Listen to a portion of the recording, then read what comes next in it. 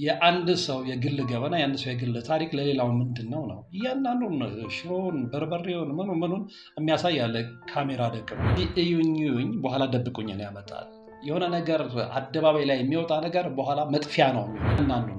እያንዳንዱ ነገር አደባባይ ላይ ማዋል ራስን ለቡዳ መንፈስ ማጋለጥ ነውና ልትጠነቀቁ ይገባል። ሶሻል ሚዲያ ላይ ያላችሁ ሰዎች ቴክ ኬር፣ በተለይ ስለ ልጆቻችሁ ኃላፊነት ልትወስዱ ይገባል። የሰው አይን ውስጥ ይከቷቸውና እነዛ ልጆች የሌለ ጭፈራ የሌለ ዳንስ ሲደንሱ ምናምን ሰው ጠቅላላ አተኩሮ የሚመለከታቸው እነዛ ልጆች ነው። ስጋን ተመልክተው ስጋ ቤት ያለው ማግኘት እንኳን ባይችሉ ያንን ስጋ የማበላሸት ኃይል አላቸው። በጣም የሚገርም ነው። ይህንም ምን ያህሎቻችን እንረዳለን? ሰላም ጤና ይስጥልን። በሀገር ውስጥና በመላው ዓለም ትገኙ ወደ ቻናሌ ተከታታዮች ዛሬም እጅግ በጣም ጠቃሚ የሆኑ ዝግጅቶችን ይዤ ወደ እናንተ ቀርብ ያለው በእግዚአብሔር ፍቃድ ማለት ነው። በተለይ ሶሻል ሚዲያ ላይ ያላችሁና እዩኝ ያበዛችሁ እያንዳንዷን ነገር የበላችሁትን የጠጣችሁትን እያንዳንዱን አደባባይ መውጣት ያለበትን ነገር የሌለበትን ነገር ሁሉ አደባባይ እያወጣችሁ ያላችሁ አደጋ ላይ ናችሁ። ጆሮ ያለው ይስማ፣ ልብ ያለው ልብ ይበል።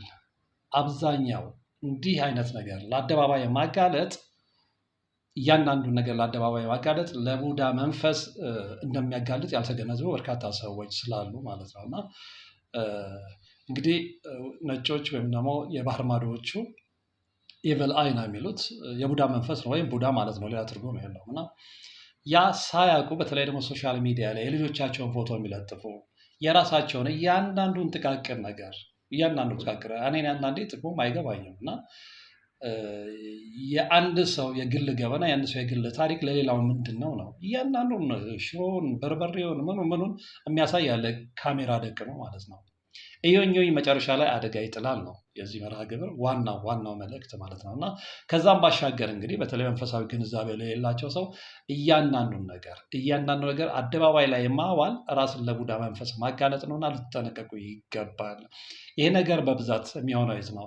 ሰርግ ቤት ላይ ብዙዎቹን አይታችሁ ከሆነ ከእርቃን ያልተናነሰ አለባበስ ለብሰው የሚሄዱ ሰዎች አሉ። እና ቤታቸው ሲገቡ ግን ራሴን አመመኝ፣ ሰውነቴ ላይ ምን እንደነካኝ አላቅም፣ የአየር ግጭት ሊሆን ይችላል፣ ሰውነቴን እያሳከከኝ ነው፣ ጭርት ነገር እየጀመረኝ ነው ሊሉ ይችላሉ። ከዛ ከመጡ በኋላ ነው አይደለም። ብዙዎች ተገላልጠው ሲሄዱ ይሄ መገላለጥ በአብዛኛው ያለው የት እንደሆነ ታውቃላችሁ? ሰርግ ቦታ ላይ እንዳልኳቸው ማለት ነው። እና እዛ ላይ ሰርግ ቦታ ላይ ከታደመው ያ ሁሉ ህዝብ በተወሰነ ቁጥር የቡዳ መንፈስ ያለበት ሰው እዛ ላይ አለ። እንግዲህ ሁለት አይነት ሰዎች አሉ። የቡዳ መንፈስ ኖሮባቸው ነገሮችን በክፋት የሚያዩ እና ደግሞ ሁለተኞቹ ከዛ ነፃ የሆኑ ማለት ነው። ስለዚህ የምንታደምበት እያንዳንዱ ቦታ ላይ እንዲህ አይነት መንፈስ እንደሚከተለን አውቀን ልንጠነቀቅ ይገባል። ስለዚህ ራሳችን ጋር ልናስቀር የሚገባንን ነገር አደባባይ ላይ ማውጣት የለብንም። አሁን ግን ይሄ በሶሻል ሚዲያው ላይ በደንብ እየታየ ነው። ሶሻል ሚዲያ ላይ ብዙ ነገር የምታዘባችሁ ተስፋ አደርጋለሁ። በተለይ ባካችሁ ሶሻል ሚዲያ ላይ የምትጠቀሙ ሰዎች በምንም ተአምር ምንም የማያውቁ ህፃናት ልጆቻችሁን ያለነሱ ፍቃድ፣ እነዚህ ልጆች እንግዲህ ገና ልጆች ናቸው፣ ካደጉ በኋላ ምናልባት ሊጸጽታቸው ይችላል። ስለዚህ የእነሱን ፎቶግራፍ የእነሱን ቪዲዮ እየቀረጻችሁ አደባባይ ላይ አታውሉ። አደጋ ላይ ያጋልጣቸዋል፣ ለቡዳ መንፈስ ያጋልጣቸዋል። አንዳንዱ የቡዳ መንፈስ አብሮት እየኖረ እንኳን የቡዳ መንፈስ አብሮት እንዳለ የማያውቅ ስንትና ስንት አለ። ስለዚህ በተለይ ሶሻል ሚዲያውን አሁን የቡዳ መንፈስ እየተቆጣጠረው ስለሆነ ቴክ ኬር፣ ጥንቃቄ ልታደርጉ ይገባል። አንድ ሌላው እንግዲህ በብዛት ይሄ የፊልም አዋርድ ፕሮግራሞች ላይ የምናያቸው ነገሮች አሉ። ከውጭ ኮፒ ፔስት አድርገን ያስገባናቸው ነገሮች አሉ። እና ብዙ ጊዜ ይሄ የሚታየው ሴት እህቶቻችን ላይ ነው። በጣም እርቃናቸውን ሆነው ነው። እዛም ላይ ለአደጋ ልትጋለጡ ትችላላችሁ። እናንተ ከምትሄዱበት ቦታ ላይ ይሄ ሶሻል ጋዘሩ ያለ ወይ አብዛኛው ሰው ተሰብስቦ ባለበት ቦታ ላይ ከሚታደመው እድምተኛ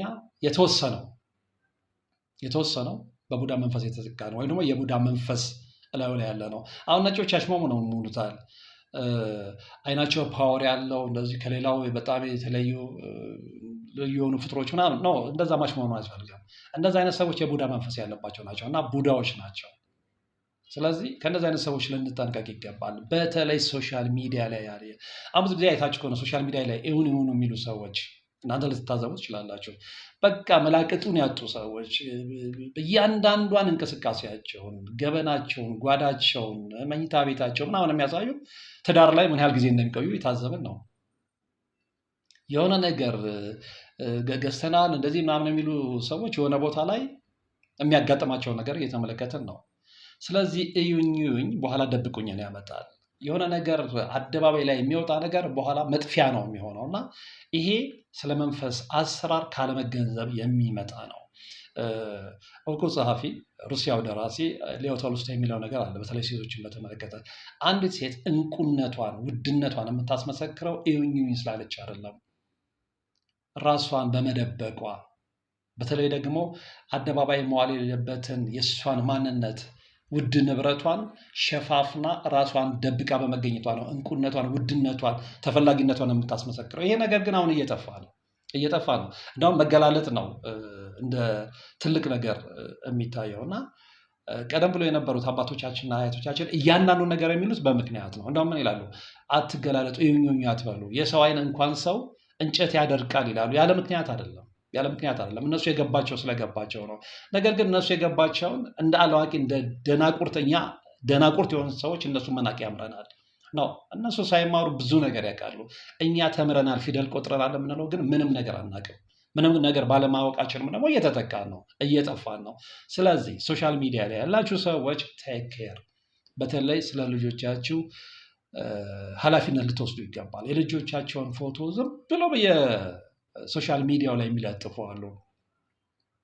ልጆቻቸውን አደባባይ የሚያጋልጡ አሉ።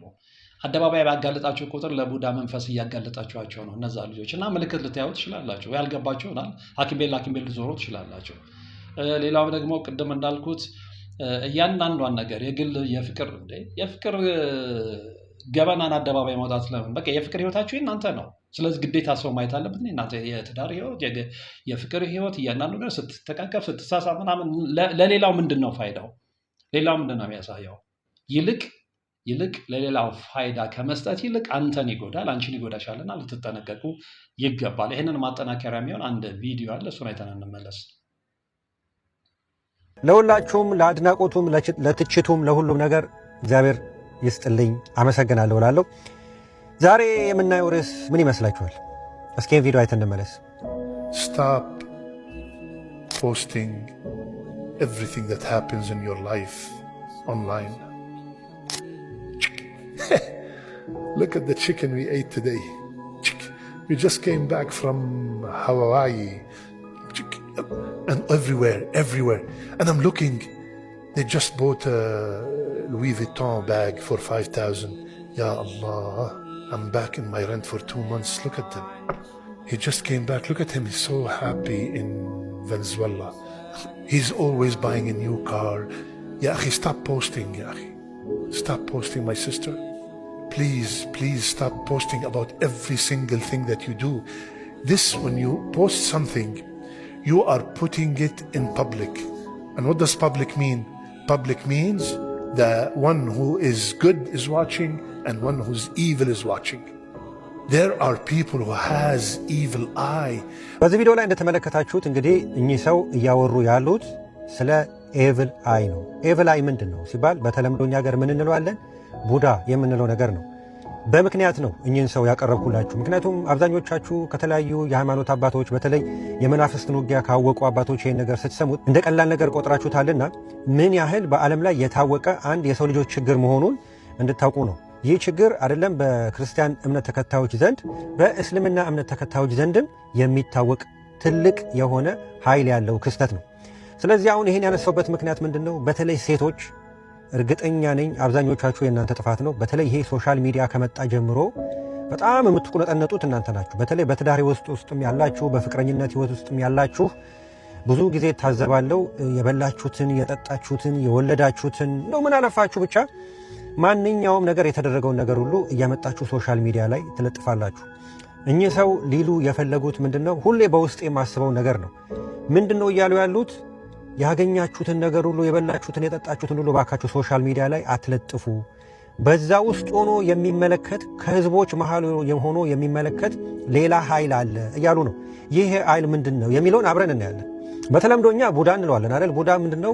አንዳንዴ የማይሆን ትርጉም ነው የምትሰጠው። ከሊት እኮ ነገሮች አያመልጧትም በጣም ቡዳ ነች የሚለው ሮንግ የሆነ ትርጉም ነው። እንደዛ አይደለም። የቡዳ ትርጉም ምንድነው? ቡዳ ማለት መንፈስ ሆኖ በሰው ህይወት ውስጥ ወይንም በሰው ሰውነት ውስጥ ቁጭ ብሎ የኛን አይን ተጠቅሞ ማየት ማለት ነው። እሺ የቡዳ መንፈስ ማለት ሌላ ያወቀ ምናምን አይደለም። አንዳንድ ቦታ የሆነ ነገር ቀበሬቾ ድኝ ምናምን እያጨሳችሁ ውጣ ምናምን የምትሉት አለ። እሱ ሙድ እየያዘ ነው። በዛ መንገድ ቡዳ አይወጣም። እሺ ቡዳ በአንድና በአንድ ብቻ ነው የሚወጣው። እሱ ምንድነው? ወደ አምላካችን ተመልሰን ቡዳው የማይፈልገውን በህይወታችን ውስጥ ኃጢአትም ከሆነ ኃጢአቱን ግብሩን አቁመን ሌሎች የክርስትና ምግባሮችን ስንከተልና ስንፈጽም ብቻ ነው። አለበለዚያ ቡዳ ከመሬት ተነስቶ ቀበሬቾ ስላጨስ አይወጣም። እሺ አባቢ እና ለማንኛውም ምንድነው ወደ ፖይንት ስመጣ ይህ ቡዳ በተለያዩ ሰዎች ላይ ሆኖ ከብዛት ምን ማለት ነው? አሁን ብዙ ጊዜ ሰርግ ላይ አይታችሁ ከሆነ ሰርግ ላይ በጣም ተገላልጣችሁ ትሄዳላችሁ አይደል? ከዛ በሆነ አጋጣሚ ማታ ስትመጡ ያልጠበቃችሁት ቦታ ወይ ቆስሎ ወይ ጭርት በጭርት ሆኖ ወይ አሳክኳችሁ ምንድነው እንደሚያሳክክ የምላችሁ ትፎክታላችሁ። ያ ማለት ምንድነው? በዛ በሰርጉ ቦታ ከታደሙት 100 ሰዎች ውስጥ 2 ወይ 3 የቡዳ መንፈስ ያለባቸው ሰዎች እዛ ፕሮግራም ላይ ይገኛሉ። በዚህ ጊዜ ምንድነው የሚከሰተው? እነዛ ሰዎች እናንተን በሚያዩበት ወቅት ከአይናቸው ላይ ተወርውሮ ሄዶ ለዛ ነው እነሱ አይ ፓወር ይሉታል። ሳይንቲፊክ ነገር እየሰጡ ላሽ መሆኑት ይፈልጋሉ። ዞሮ የቡዳ መንፈስ ነው፣ አዲስ ነገር የለውም። እና ያ ባየው ነገር ላይ ተመስርቶ ባትሽን ካየሽ ባትሽን ያቆስልሻል፣ እከክ በከክ ያደርግሻል፣ ያሳክክሻል፣ የሆነ ነገር ይከሰታል። በዛው ልክም የልጆቻችሁን በተለይ የህፃናትን ፎቶ እባካችሁ ሶሻል ሚዲያ ላይ አትለጥፉ። በቡዳ ነው የምታስበሏቸው። በቡዳ መበላታቸውን የምታውቁት ልጆቹ ከዛ በኋላ የአይምሮ እድገታቸው ይዘገያል፣ ይነጫነጫሉ፣ ያለቅሳሉ፣ ይቃዣሉ። ሽንት በጊዜ መተው ሲገባቸው ከዛ በላይ ያስረዝሙትና በ6 ዓመት በ7 ዓመት ሁሉ ፓምፐርስ የሚጠይቁ ህፃናት የሚሆኑት በህፃንነታቸው እናንተ በተለያየ ቦታ ቡዳ ያስበላችኋቸው ልጆቻችሁ ናቸው። ሶሻል ሚዲያ ላይ የተለያየ ነገር እየለጠፋችሁ። እሱ ብቻ አይደለም፣ በትዳር ውስጥ ትዳር ላይ ይሄው የተጋባንበት መኪና ይሄው የተጋባንበት ሊሞዚን ብላችሁ ትለጥፋላችሁ። ከብዛት 100,000 ሰው ቢያየው 10ሩ በቡዳ መንፈስ ነው የሚያየው። አንዳንዶቹ የቡዳ መንፈሶች ባለቤቱ ራሱ የቡዳ መንፈስ እንዳለበት ሁሉ የማያውቃል። ምሳሌ እኔ በሰላም ነው ብዬ ትኩር ብዬ የሰው ቪዲዮ፣ የሰው ፎቶ፣ የሰው ሰርጋ ያለው ግን እኔ ላይ ያለው ቡዳ አብሮ ያያል። በተመሳሳይ ብዙዎቻችሁ በመስታወት ራሳችሁን የምትመለከቱ ሰዎች ራሳችሁን ፈትሹ። ብዙ ጊዜ ራቆታችሁን ሆናችሁ ሴቶች እንደዚህ ታደርጋላችሁ። ፍጥጥ ብላችሁ ራሳችሁን የምታዩ ራሳችሁን በራሳችሁ በቡዳ እያስበላችሁ። ምክንያቱም እናንተ መስታወት ላይ አፍጣችሁ ስታዩ ገላችሁን አፍጣችሁ አይደለም የምታዩት፣ በመስታወት ውስጥ ሆኖ የእናንተን ገላ ደግሞ እሱ ያያል ማለት ነው። ሚረሪንግ የሚባለው እሱ ነው። ስለዚህ ወገኖቼ ሁሌም እንደምለው ንቁ፣ ከእንቅልፋችሁ ንቁ የሚለው መልእክቴ ይድረሳችሁ እና ከዛሬ ጀምሮ በተለይ ፍቅረኛሞች ሴቶች፣ በተለይ ሚስቶች እናንተ ናችሁ። እንግዲህ በግልጽ አማርኛ ነው መግራችሁ። በጣም ሾፍ የምትወዱት እናንተ ናችሁ። እግረ መንገዳችሁን ቤተሰባችሁን እየበተናችሁ፣ እግረ መንገዳችሁን ልጆቻችሁን በቡዳ እያስበላችሁ። እሺ፣ ስለዚህ ከዛሬ ጀምሮ ኑሯችሁን ማንኛውንም ፋንታሲ ነገራችሁን እቤታችሁ እግዚአብሔርን እያመለካችሁ እግዚአብሔር ይመስገን ብላችሁ ከእግዚአብሔር ጋር ተነጋገሩ እንጂ የበላችሁትን የጠጣችሁትን የነዳችሁትን ቤታችሁን ምናችሁን እያመጣችሁ ሶሻል ሚዲያ ላይ አትለጥፍ። ተጋባው ብለህ ሶሻል ሚዲያ ላይ አምጥተህ ትለጥፋለህ። በሳምንቱ የምትጨቃጨቀው የተሰራው የቪዲዮ ኤዲቲንግ እንኳን ሳያልቅ ፎቶግራፍ እንኳን አሳጥበው ሳይሰጧችሁ መልሳችሁ የምትባሉት ለዛ ነው። ለምን? ያንን ቪዲዮ በምቀኝነት ስሜት ሆኖ የምትለጥፉበት ቦታ ላይ የሚያይ የቡዳ መንፈስ አለ። ያ ቡዳ መንፈስ ተወርውሮ እናንተ ህይወት ውስጥ ይመጣል ማለት ነው። ከሰማችሁ ሰማችሁ፣ ከገባችሁ ገባችሁ፣ ካልገባችሁ ሲገባላችሁ ይገባችኋል እላችኋለሁ ወገኖቼ። መልካም ቀን። እንግዲህ እንደሰማችሁት ነው። ይህ ወንድማችን በትክክለኛው መንገድ አስቀምጦታል። ያው በዚህ አይነት ነገር ሲወራ የሚቃወሙ ሰዎች አሉ። እዛ ላይ ምንም ፊል ልታደርግ አይገባም። ያንን ስሜት ስታንጸባረቅ ስለሰማው ነው እዚህ ቪዲዮ ላይ ያለው ልጅ እና በተለይ በመናፍስት አሰራር ላይ የሚሰሩ ሰዎች ትችት በደንብ ያጋጥማቸዋል። ግን በዓላማ ስለሚሰራ ያ ሊረብሽ አይገባም። አመንክበት ነገር መቀጠል ነው የሚገባ። ሌላው እሱ በዋቢነት ወይም ደግሞ በሪፈረንስነት ያቀረባቸው ሰው ያሉት ነገር አለና እያንዳንዱን ነገር ፖስት አታድርጉ፣ አትለጥፉ ሶሻል ሚዲያ ላይ ለኢቭል ያጋልጣችኋል። ይሄ በሁለቱም እምነት ውስጥ አለ። በእስልምና ውስጥም አለ፣ በክርስትና ውስጥም የሚታመንበት ነው። በተለይ የገድል መጽሐፎችን ያነበባችሁ የመንፈሳዊ አባቶችን መጽሐፍቶች ያነበባችሁ ሰዎች ስለ ቡዳ መንፈስ በደንብ ግንዛቤ ይኖራችኋል ብዬ አስባለሁ። እና ይሄ ግንዛቤ የሌለው ነው እዩኝን እያበዛ የመጣው። ግን እዩኝኝ ደግሞ በኋላ እያስከተለ የመጣውንም ነገር አይተናል። ብዙዎች እዩኝኝ በጣም እንግዲህ በአንዳንዶቻችሁ የአራዳ ቋንቋ ልጠቀምና ያፈሉ ሰዎች ሶሻል ሚዲያው ላይ በኋላ ወይ አደጋ ላይ ሲወድቁ ወይ አደጋ ላይ ሲያጋጥማቸው ወይ ትዳራቸው ሲፈርስ ነው የምንመለከተው። መልካም ነገር አያጋጥማቸውም። ስለዚህ እያንዳንዱን ያላችሁን ነገር በጥንቃቄ አክብራችሁ ልትይዙት ይገባል። እናንተ ያላከብራችሁ ሌላው ሊያከብርላችሁ አይችልም። ስለዚህ በደንብ ከተከታተላችሁትን ቪዲዮ የተረዳችሁት ነገር አለ ብዬ አስባለሁ። እና የቡዳ መንፈስን ብዙዎቻችን አላወቅነውም። እንግዲህ በቡዳ መንፈስ ላይ ወይም ደግሞ ስለ ቡዳ በደንብ በጥልቀት ከተጻፉ መጽሐፎች መካከል በጣም የምወዳቸውና የማደንቃቸውን መጽሐፎች ልንገራችሁ። አንደኛው የወዳጄ እና የወንድሜ የመምህር ተስፋዬ አበራ ነው። ቡዳ ምንድን ነው የሚለው ምናልባት ያላነበባችሁ ካላችሁ እንድታነቡት እመክራችኋለሁ። በጣም በጥልቀት ሪፈር ተደርገው ብዙ ነገሮች ተካተውበት መጽሐፍ ቅዱስም ሪፈረንስ ተጠቅሞ የሰራው የደከመበት የለፋበት መጽሐፍ ነው። ስለዚህ ስለ ቡዳ መንፈስ አሁን ስለነገርኳችሁ ነገር በተለይ ደግሞ ሶሻል ሚዲያ ላይ ያላችሁ ሰዎች እዩኝ የምትሉ ሰዎች ምን ያህል አደጋ ውስጥ እንደሆናችሁ ማወቅ የምትፈልጉ ከሆነ ስለ ቡዳ መንፈስ በደንብ ማወቅ ስለ ቡዳ ምንነት በደንብ መረዳት የምትፈልጉ ከሆነ ይህንን መጽሐፍ አንብቡት። ቡዳ ምንድን ነው ይላል። 2013 ላይ የተጻፈ መጽሐፍ ነው። በጣም እጅግ የሚገርምና ብዙ ግንዛቤ የምታገኙበት ነው።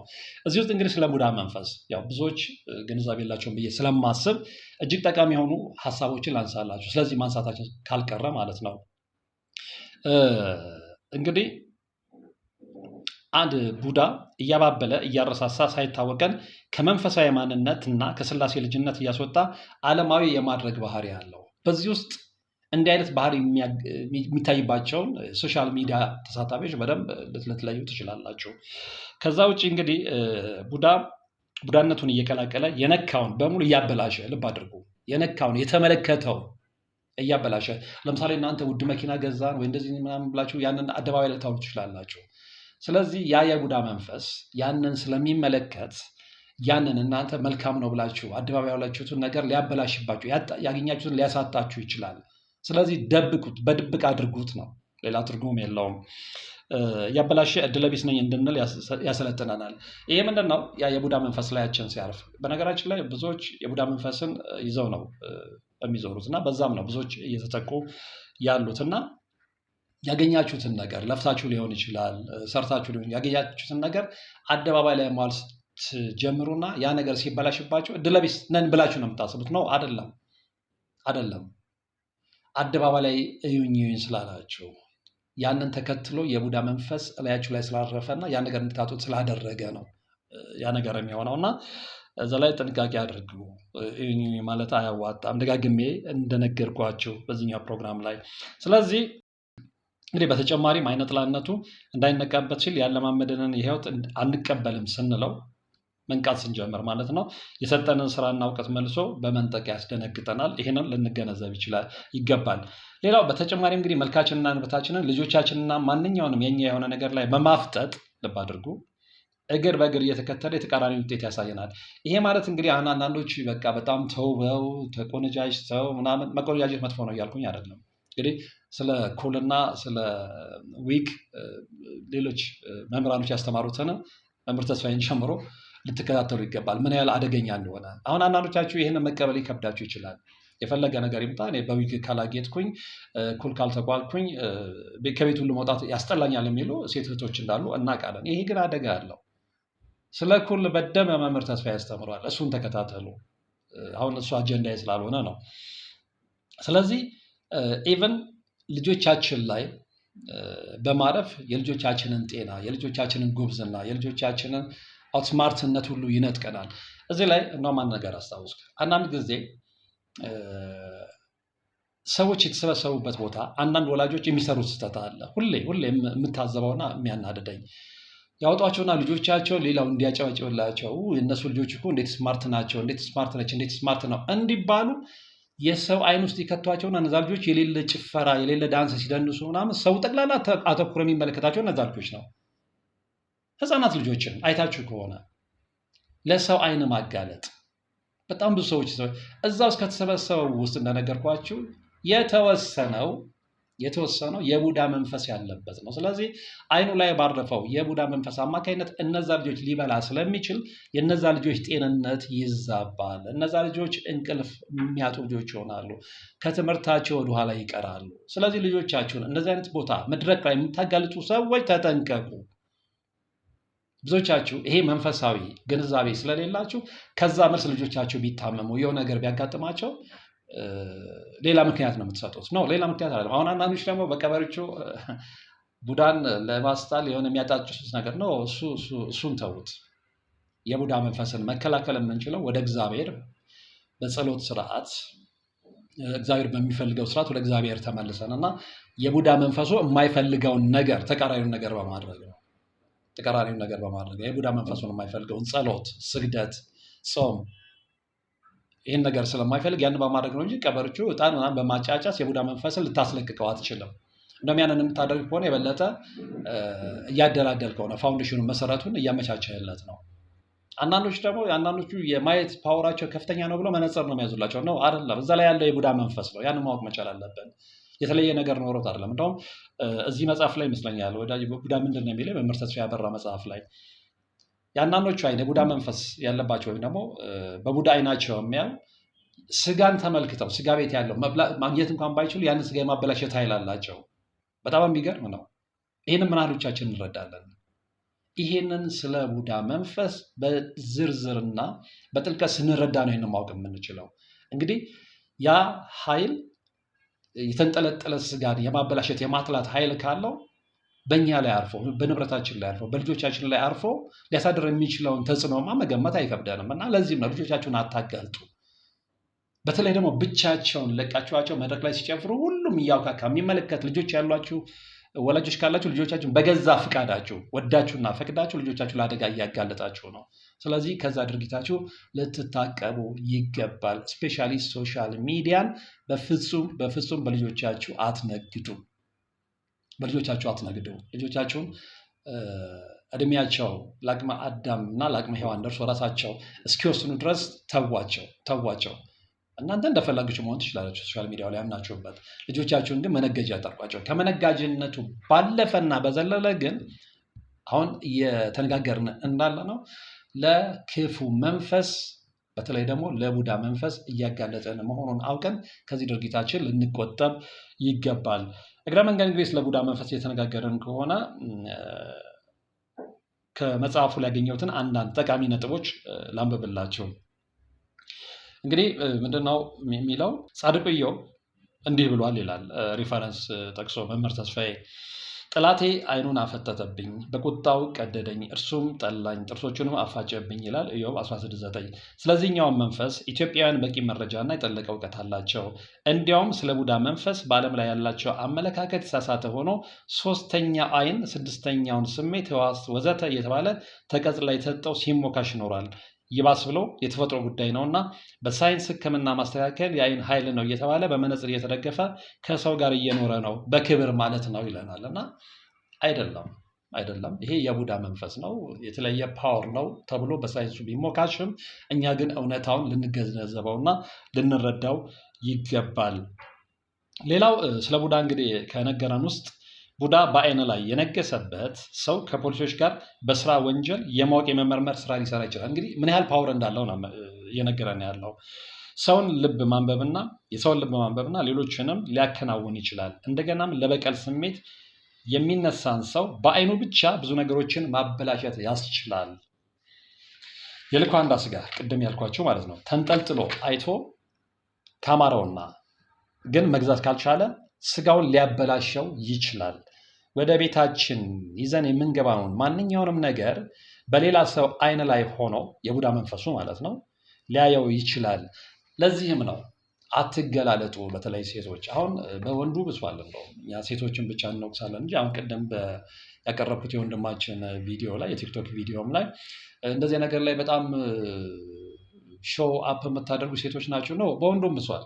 ሴቶች ብቻ አይደለም ወንዱም ላይ ብሷል። ስለዚህ ሁለቱንም የሚመለከት ነው እና እንዲህ አይነት ሾው የምታበዙ ሰዎች፣ መታየት የሌለበት የጓዳችሁን ገበና አደባባይ የምታወጡ ሰዎች እረፉ። ትዳራችሁ ባፍጢሙ እንዲተካ የራሳችሁን አስተዋጽኦ እንዲተከል የራሳችሁን አስተዋጽኦ እያበረከታችሁ ነው። ሰዎች በእናንተ ላይ መጥፎ እሳቤ እንዲኖራችሁ እያደረጋችሁ ነው። በራሳችሁ እጅ ራሳችሁን ለአደጋ እያጋለጣችሁ ነው። አሁን እየተመለከተን እንዳለ ነው፣ በአደባባይ ማለት ነው። ስለዚህ እያንዳንዱን ነገር ዝም ብላችሁ እየወሰዳችሁ ማህበራዊ ሚዲያ ላይ ከመለጠፍ ተቆጠቡ ለማለት ነው። ሌላው እንግዲህ ስለ ሰላቢ እና ስለ ቡዳ ከጻፉ መጽሐፎች መካከል አንደኛው የተመስገን አጭቆ የጨለማው ዓለም ህዝቦች ሰላቢና ቡዳ የሚል መጽሐፍ ነው። ይህንን መጽሐፍ እንድታነቡት እመክራለሁ። እዚህም ላይ እንግዲህ የሰውን ስጋና ደም ስለሚመገቡ የቡዳ መናፍስት ስላለባቸው ሰዎች በደንብ ጽፏል። አሁን ይሄ ትኩረት ስለማናደርግበት በዚህ ጉዳይ ላይ ሪሰርች ስለማድረግ ስለማናነብ የማወቅ ፍላጎትም ስለሌለን ነው እንጂ ብዙ የተደበቁ እውነቶች አሉ። ስለዚህ ቢያንስ እንዲህ አይነት ነገሮችን ትንሽ ጭላንጭል እውቀቱና ግንዛቤ ያላቸው ሰዎች ሲነግሯችሁ ደግሞ ስሙ። እናንተ ካላነበባችሁ የማወቅ ፍላጎቱ ከሌላችሁ የሚነግሯችሁ ሰዎችን መረጃ ይዛችሁ ራሳችሁን ተከላከሉ። ይሄ ለራስ ጥቅም ነው፣ ለማንም አይደለም። እና አለበለዛ ግን አሁን በሶሻል ሚዲያው ላይ የምናየው የቡዳ መንፈስ በጣም ከፍተኛ የሆነ ጥፋት እያደረሰ ነው እና ከዛ መቆጠብ ግድ ይላል ለማለት ነው። ወደ ሁለተኛው መረጃ ስናልፍ በጣም የሚያሳዝን ነው። ይህንን ቪዲዮ ተመልከቱት።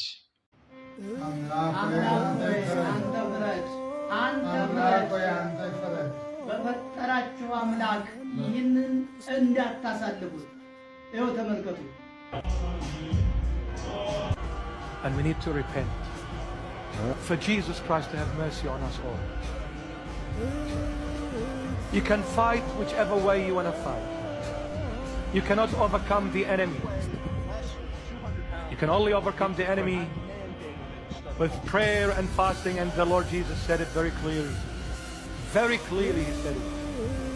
This kind does not go out unless you pray and fast. It is through prayers and fasting we overcome the snares of Satan and the powers of these foul spirits that have been released in the world. የክርስቶስን መስቀል ያሰራችሁ ሁሉ ቢያንስ ማለት ነው ለአስር ሰው ሸር አድርጉ።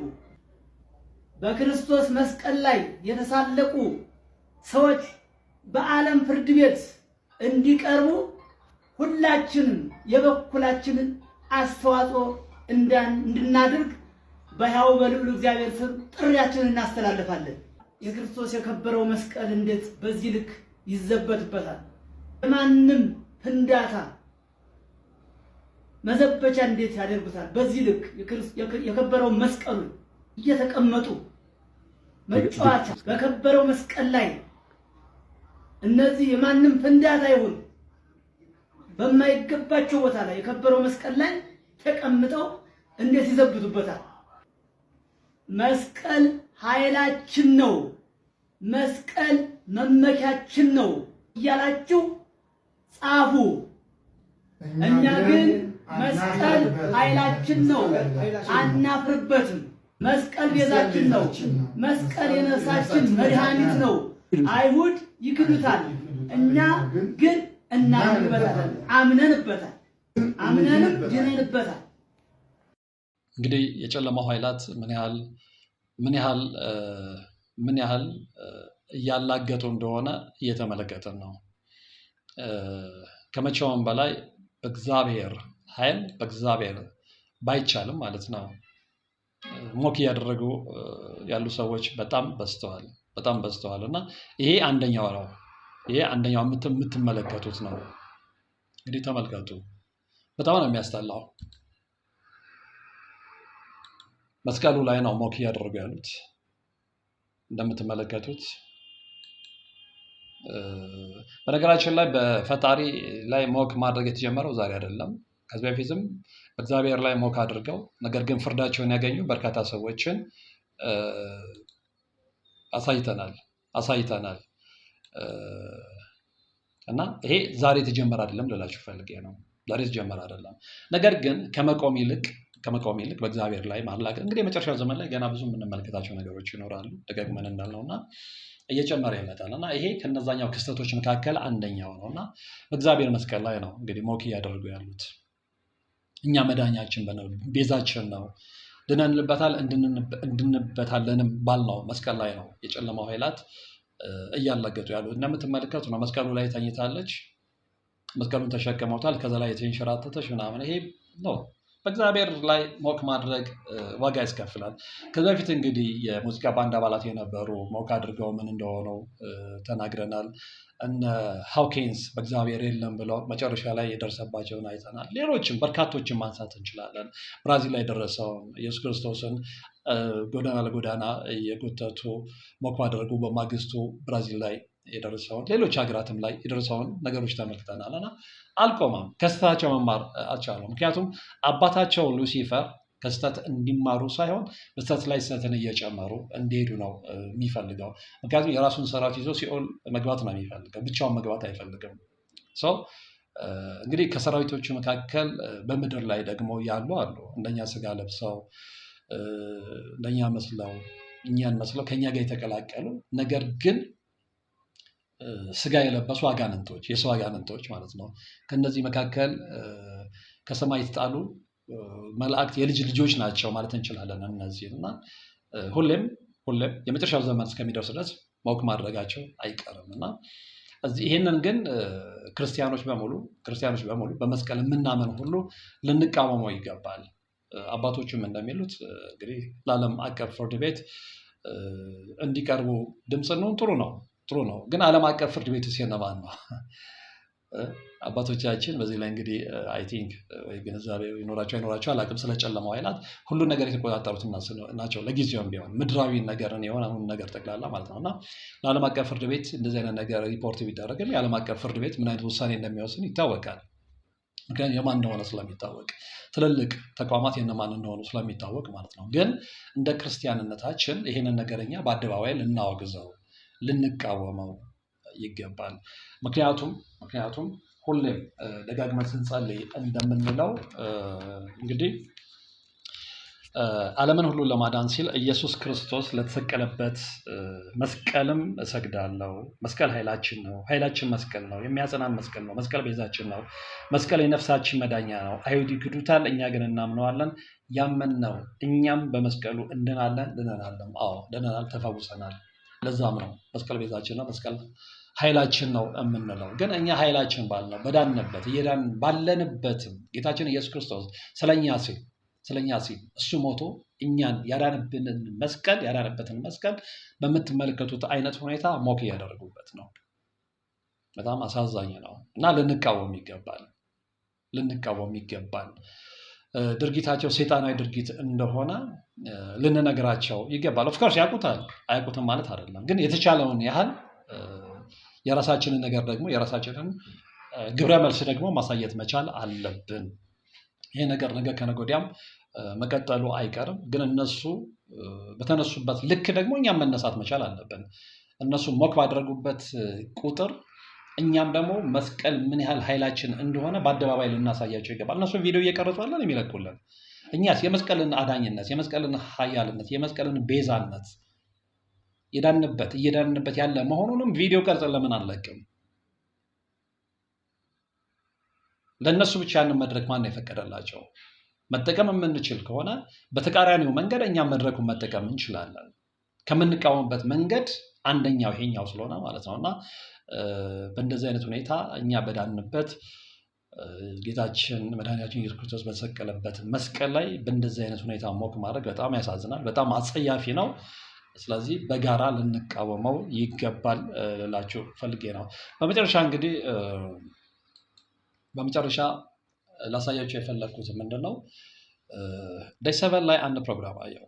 በጣም የሚገርም ፕሮግራም እና ቡንደስሊጋ ጀርመን የእግር ኳስ ውድድር ላይ የታየ እውነትና ክስተት ነው እና እዛ የማርች 29 ይመስለኛል ካልተሳሳትኩ፣ በዛ ዕለት በተደረገ ውድድር ላይ እንግዲህ ከህዝቡ መሀል እዛ ላይ ያሳዩት ሴረሞኒ ምንድን ነው፣ ባፎሜቱን ፔንታግራሙንም እያሳዩ ሉሲፈርን ሲያመልኩ፣ ሉሲፈርን ወርሺፕ ሲያደርጉ የሁላችሁ ወገኖች ወንድሞች፣ እህቶች፣ እናቶች፣ አባቶች እኛ ከምናስበው በላይ የሰይጣን አሰራር በጣም እየጨመረ መጥቷል። በየአደባባዩ፣ በየስፍራው በተለይ ደግሞ ውጭው ዓለም በዚህ በሰይጣን አምልኮ በጣም አዲክትድ ሆኗል። በጣም አዲክትድ እና ያ ነገር እንዳይመጣ ነው ፍራቻችን። ያ ነገር እኛም ሀገር መጥቶ እንዳይተገበር ነው ስጋታችን። እና እንግዲህ እዛ የስፖርት ውድድር ላይ ያን ነገር ነው የተመለከትነው። ሰይጣኑን ወርሺፕ ሲያደርጉት በቃ ረጅም ዘመን ከተጣልክበት ውጣና ጌታችን ወደኛ ና። ሉሲፈር አምላኪዎች በመጨረሻው ዘመን ላይ ቁጥራቸው እንደሚበረከት ይታወቃል። ከሱ ጎን ብዙዎች እንደሚሰለፉ ይታወቃል። የአርማጌዶኑ ጦርነት ተጀምሮ መጨረሻ ላይ እውነተኛው መሲህ መጥቶ ድል እስከሚያደርግ ድረስ ብዙ ታምራት ልንመለከት እንችላለን፣ ኔጌቲቭ በሆነው መንገድ ማለት ነው። እና ይህም የዛ አንደኛው ምልክት ነው፣ አንደኛው የዛ ገጽታ ነው። እና በጣም ስለገረመኝ ነው። እንግዲህ ሉሲፈርን ማምለክ ዛሬ ለምትጀምረው ደጋግመን ፕሮግራም ስንሰራ እንደምናስታውሳችሁ ከዚህ በፊት ስዊዘርላንድ ውስጥ የነበረ ታናል ሲመረቅም የተመለከትነው እውነታ ተመሳሳይ ነው እና አንጌላ ሜርክል በተገኙበት ትልቅ የሃይማኖት መሪዎች በተገኙበት እዛ ቦታ ላይ የታየውን ሪቹዋል ሳታኒክ ሪቹዋል ተመልክተነዋል።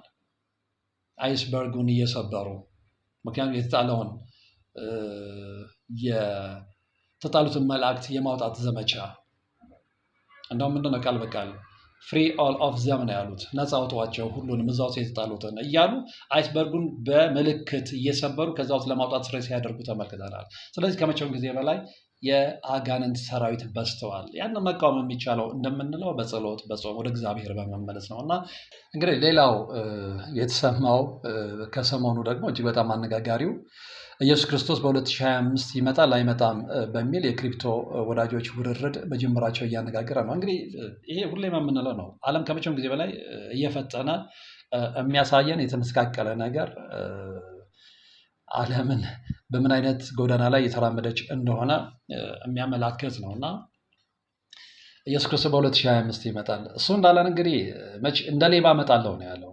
የእሱ መምጫ ማንም መምጫ አያውቀው።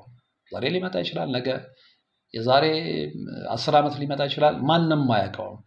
ድንገት እመጣለሁ ነው ያለው። ስለዚህ ድንገት እመጣለሁም ስላለ ነው ተዘጋጅታችሁ በንስሐ ጠብቁ የተባለው። ነገር ግን ያንን በጣሰ መልኩ ኢየሱስ ክርስቶስ በ2025 ይመጣል አይመጣም የሚል ውድድር ተጀምሯል። እንግዲህ በቢትኮይን ላይ በተጀመረው ውድድር እስካሁን ድረስ $160,000 ዋጋ ያለው ክሪፕቶ ለውድድር መቅረቡ ነው የተነገረው።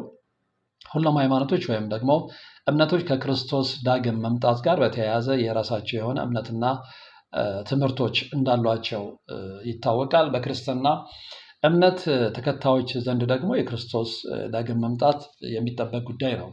ታዲያ ከዚህ ጋር በተያያዘ እንግዲህ ምንድነው የሆነ ያለው? በተለያዩ ጊዜያት ሰዎች የየራሳቸው ሀሳብ እያነሱ ሲከራከሩ ከዚህ ዘለል ሲል ደግሞ እኔ ነኝ ክርስቶስ ይኸው መጥቻለሁ ተከተሉኝ በማለት ሰውን ሲያሳስቱ የከረሙ ሐሰተኛ ነቢያትን በዓለም ላይ ተስተውሏል። ከዚህ በፊት እንግዲህ የኬንያውን ግለሰብ አንስተናል። መጨረሻ ላይ ግን አማኞቹ አይ ክርስቶስን ከሆንክ በቃ ለፋሲካ ተሰቅል አሳየን ሲሉት ፖሊስ ደረሰልኝ ብሎ መጮህን ሁሉ በግርምት የምናስታውሰው ነው። ታዲያ እንግዲህ ይህ ለረጅም ጊዜ እያከራከረ አከራካሪ ሆኖ የዘለቀው ጉዳይ አሁን ደግሞ በሌላ መልክ ብቅ ብሎ እያነጋገረ ነው የሚገኘው። በርካታ ቁጥር ያላቸው የክሪፕቶ ወዳጆች ኢየሱስ ክርስቶስ በያዝነው የፈረንጆቹ 2025 ዓመት ዳግም ወደ ምድር ይመጣል ወይስ አይመጣም በማለት ውርርድ መጀመራቸውን እንግዲህ ተዘግቧል። እንደ ቢትኮይን ዶት ኮም መረጃ ከሆነም በዚህ ውርርድ ላይ መሳተፍ ከ$160,000 የአሜሪካ ዶላር በላይ ገንዘብ የተከፈለ ሲሆን ይህም የበርካቶችን ትኩረት በመሳብ መነጋገሪያ ይሆን ዘንድ አስችሎታል ማለት ነው። እንግዲህ በአወራራጅ ድርጅት ይሄ ቁማር ነው፣ ሌላ ምንም አይደለም፣ ቁማር ነው። በአወራራጅ ድርጅቱ መረጃ መሰረት ከሆነም ክርስቶስ በዚህ ዓመት አይመጣም ብለው የተወራረዱ ሰዎች እስከ $3,000 ድረስ ማሸነፍ ይችላሉ የተባለ ሲሆን ይህ እንዲሆን ግን እስከ ዲሴምበር 3 ቀን 2025 ኢየሱስ ክርስቶስ ወደ ምድር መምጣት አለመምጣቱን በክርስትና እምነት ሊቃውንት ሊረጋገጥ እንደሚገባ ነው የተነገረው እና ኤኒዌይ እንዲህ አይነት ብዙ ዝብርቅርቅ ነገሮችን መመልከት ከጀመረን ቆይተናል እና ይሄኛውም የዛኛው አንድ ገጽታ ነው ማለት ይቻላል። ነገር ግን ኢየሱስ ክርስቶስን መምጣት ማንም አያውቅም። መምጣቱን እናምናለን፣ የምጽአት ቀን እንዳለ እናምናለን። ግን በዚህ ቀን ብሎ ለመናገር አይቻልም። ምክንያቱም እሱም በአንደበቱ እንደነገረን ባላሰባችሁበት ሰዓት እንደ ሌባ ድንገት እመጣለሁ ብሎ ስለነገረን ማለት ነው እና ክፉ ዘመን ላይ ነን። ከዚህም በላይ ምልክቶች ልናይ እንችላለን፣ ግን በክርስትናችን ልንጸና ይገባል። ኦፍኮርስ ክርስትና መስዋዕትነትን ያስከፍላል። በመጨረሻው ዘመን ላይ ክርስቲያኖች በጣም መከራ ስለሚበዛባቸው እስከ ስደት እንደሚደርሱ፣ አንገታቸውን ለሰይፍ እንደሚሰጡ ይነገራል። እየተመለከት ነው፣ እየተተገበረ ነው። ነገር ግን መጽሐፍ ቅዱስ ምን ይላል? እስከ መጨረሻው ጸንቶ የቆየ ይድናል ነው የሚለው። ያ ቃል ያጽናናናል እና በዛ ቃል ነው ተጽናንተን እስከ መጨረሻው ቆይተን ጸንተን ልንድን የምንችለው እና አሁን በዓለም ላይ እየታየ ያለው ነገር በጣም አስቀያሚ ስለሆነ ያንን ነገር ከግምት በማስገባት ጌታችን መድኃኒታችን ኢየሱስ ክርስቶስ ቃል እንደገባልን እስከ መጨረሻው ጸንተን ለመዳን ጥረት ማድረግ ይኖርብናል የሚለውን መልእክት በስተመጨረሻ ማስተላለፍ እፈልጋለሁ። እንግዲህ ለዛሬ የተከታተላችኋቸው መርሃ ግብሮች የተመለከታችኋቸው ነበሩ። ብዙ እንዳተረፋችሁባቸው፣ ብዙ እንደተገነዘባችሁ ተስፋ አደርጋለሁ። በቀጣይ በሌላ መርሃ ግብር የምንገናኝ ነው የሚሆነው። እስከዛው ግን በያላችሁበት ሰላም